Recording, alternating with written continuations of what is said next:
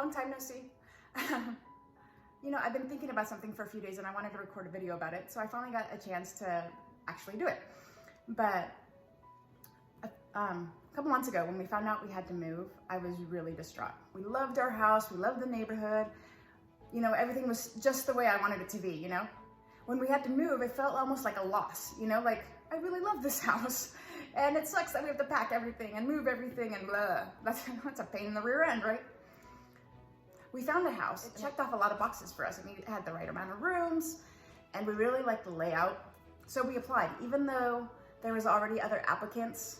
I did a little cover letter, included a picture, like trying to basically putting everything into this basket, so to speak. I felt like this was supposed to be our home. And lo and behold, we got the house and I'm super excited. And so as we've been moving in and setting everything up, I've realized like how much better the setup in this house is for us and how, you know, it just flows the way we need it to. But more importantly, the neighbors in the neighborhood have been awesome. My kids have been out in the cul-de-sac playing in a way that they haven't in months.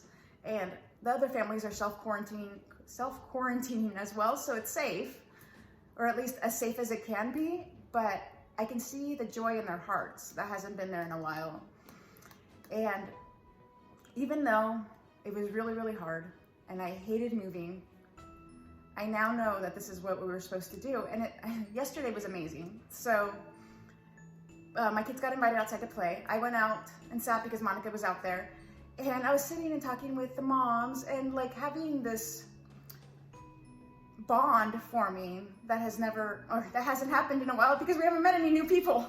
So it was just amazing to sit there and feel like, oh, you know, like they were sharing some of the struggles that they were going through with their kids and the home learning and things like that.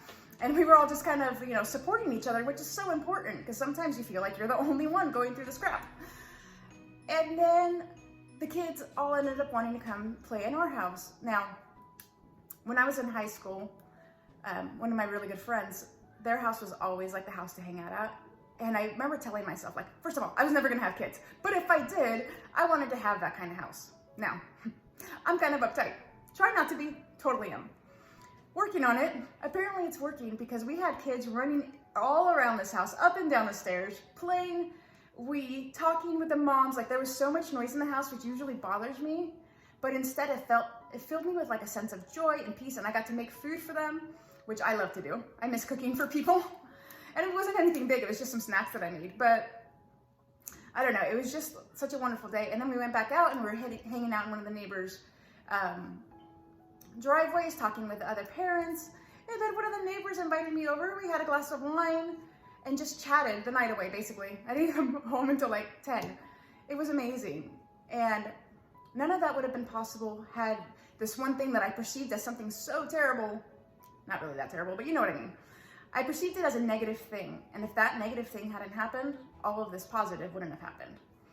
So I needed to share that with you because I think, and I've said this in some of my other videos, sometimes it's hard to see the forest before the trees because in the past, I focused a lot on what I've lost or what I didn't accomplish, the negative. And it's been since recently, since I thought I had cancer, which was the bad, and I didn't, which was the good.